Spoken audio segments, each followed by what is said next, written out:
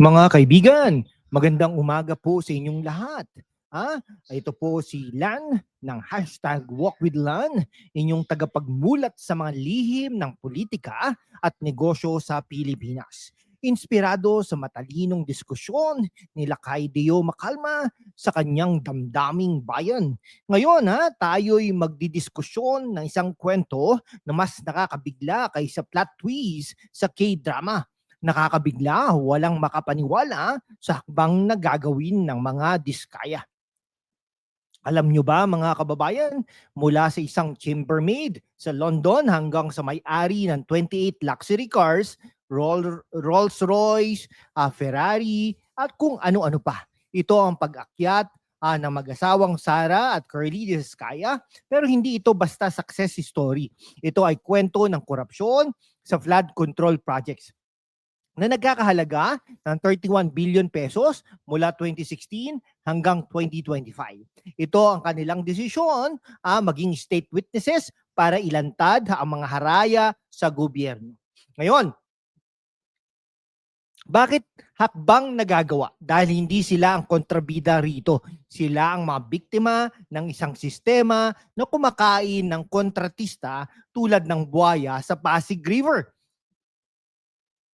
Sa ilang mga minuto na ito, tatalakayin natin ang kanilang pinagmulan, ang mga anomalya, ang mga politiko na lumulutang at bakit ang kanilang testimonya ay susi sa pagbabago.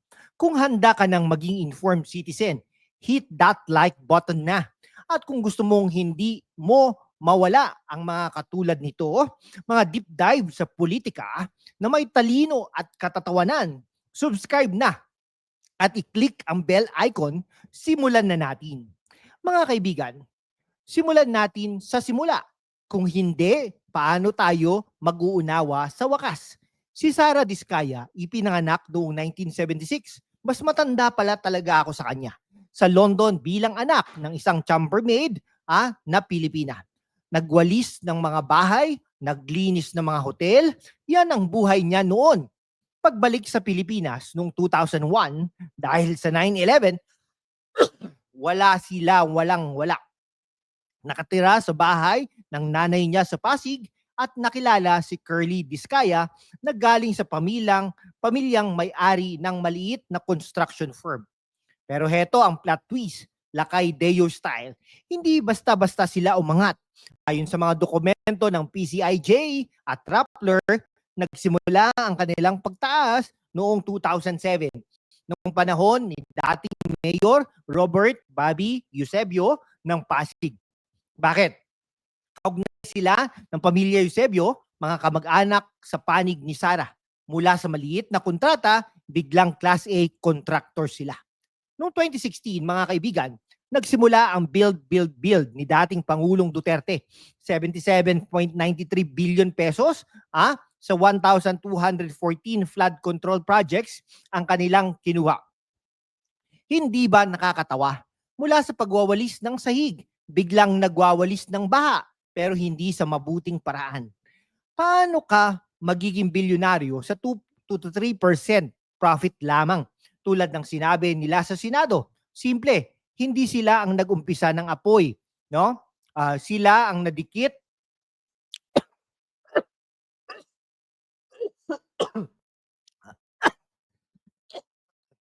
sa mga politiko na may posporo.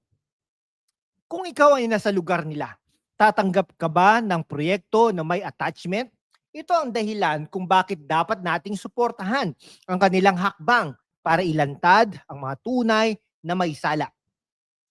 Ngayon pag-usapan natin ang meat ng kwento.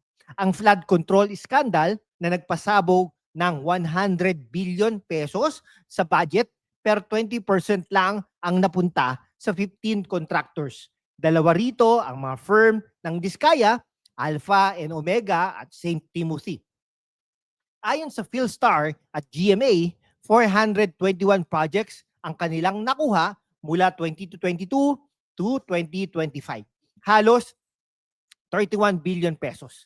Walang competitive bidding, mock biddings lang sa ilalim ng Philippine Competition Act at Anti-Graft Law. kinumpiska ng BOC ang 30 luxury cars nila noong September 2025 dahil sa hinalang hindi nadeklara ang taxes. At ang heart sign ni Sara sa DOJ, masama ba yun? Witty ba o walang hiya? Ayon kay Secretary Rimulya, beyond imagination ang scale ng kanilang schemes. Pero hindi nila sinabi na sila ang mastermind. Fact mula sa Senate Blue Ribbon Committee, September 1 to 9, 2025. Inamin nila na nagbibid ang kanilang 9 firms sa iisang proyekto, violation. Pero critical point, sila ay use ng mga opisyal. Halimbawa, DPWH District Engineer Henry Alcantara at Regional Director Virgilio Eduarte. Sila ang nag-o-offer ng projects na may 10 to 25% kickback. So, masasabi ba nating most guilty ang Diskaya kung ang mga direktor at mga USEC, okay, ng DPWH, sila yung nag-o-offer, masasabi ba nating mastermind ang mga Diskaya? Ito ay hindi bagong problema.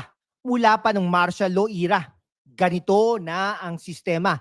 Oligarchs na kumukonekta sa politiko. Ang Diskaya, mga baguhan na nadawit. Bakit? Bakit natin sila favor dito? Dahil ang kanilang testimonya ay naglantad ng 20 lawmakers at DPWH executives. Yan po ang kagustuhan natin. Imagine, isang congressman na naglilinis-linisan dyan sa Pasig, Ay, ewan. Hindi Pasig ba yun? Hindi ko alam. Marikina, hindi. Hindi ko alam. Imagine, 300 billion pesos ang posibleng fine. Pero kung magiging state witnesses, makakaligtas sila at makakatulong sa hustisya. Mga kadamdamin, heto na ang mas nakakabigla. Sa sworn statement nila sa Senado, binanggit ng Diskaya ang mga pangalan na parang guest list sa fiesta ng korupsyon. Sino? Saldico, Martin Romualdez, Mark Villar at iba pa. Lahat ay humihingi ng standard procedure na 25% mula sa kontrata. Ano ba yun?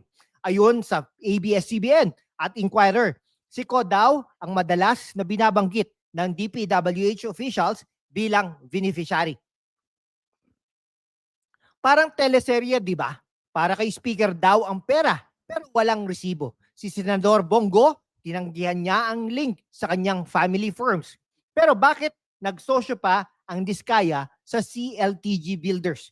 Ito ay hearsay pa. Pero ang DOJ ay nag-iimbestiga na, kabilang ang Villar family. Si Sara, tumakbo noong 2025 laban kay Mayor Vico Soto. Natalo ng landslide. Sabi ni Soto, liars daw sila. Pero ano ang proof? Ang kanilang 9 firms ay based sa Pasig at ang Eusebio ties ay open secret. Hindi sila tumakbo abroad. Nanatili sila dito sa Pasig, sa Pilipinas. Nag-o-offer ng testimonya. Ito ay test ng Witness Protection Program, proteksyon ba o parusa. Sino ang dapat unang makulong? Ang kontratista o ang nagbigay ng kontrata? Ngayon mga kaibigan ang tanong na lahat ay naghihintay. Ano ang hakbang na ginagawa ng mga Diskaya? Ayon sa latest sa Manila Times, revoke na ang licenses ng kanilang 9 firms at mukhang magiging state witnesses sila. Hindi dahil sa takot, kundi para sa hustisya. Senador Erwin Tulfo mismo ang nagsabi, mas mabuti na mga solon ang magiging witnesses kaysa sa BGC boys. Wow! Sino magiging nun? Si Martin Romualdez. Pero ang Diskaya ay handang magsumbong para sa proteksyon. Ito ay maaaring magbunga ng 400 billion pesos na savings sa 2025 to 2026 budgets. Tulad ng sinabi ni Senador Libiste, mula sa baha ng pera, biglang baha ng katotohanan. Sana hindi lang pansamantala. Kung matagumpay ito ay blueprint laban sa korupsyon. Sila ang mga bayani rito mga kaibigan. Hindi ang mga politiko na nagtatago sa immunity. Ano ang tingin mo? Comment down below. Hakbang ba ito patungo sa pagbabago o diversion tactic? Mga kaibigan, sa madaling sabi, ang mga Diskaya ay hindi perpekto. Pero ang kanilang hakbang ay nagbibigay liwanag sa madilim na kuwebang korupsyon mula sa 30 billion pesos na anomalya hanggang sa posibleng state witness status. Ito ay aral na ang hustisya ay hindi para sa mayayaman lang. Salamat sa panunood ng ilang mga minuto na ito. Napakaganda ng inyong dedikasyon. Kung nakatulong ito mga kaibigan, i-like, i-share para maabot ng iba. At para sa higit pang mga kwentong tulad nito, witty, factual, at matutunghay, subscribe na po at i-turn ang notifications. Sundan natin ang susunod. Sino ang susunod na mahuhulog? Magandang araw at ingat kayo sa baha, literal at figurative. Paalam at mabuhay ang Pilipinas.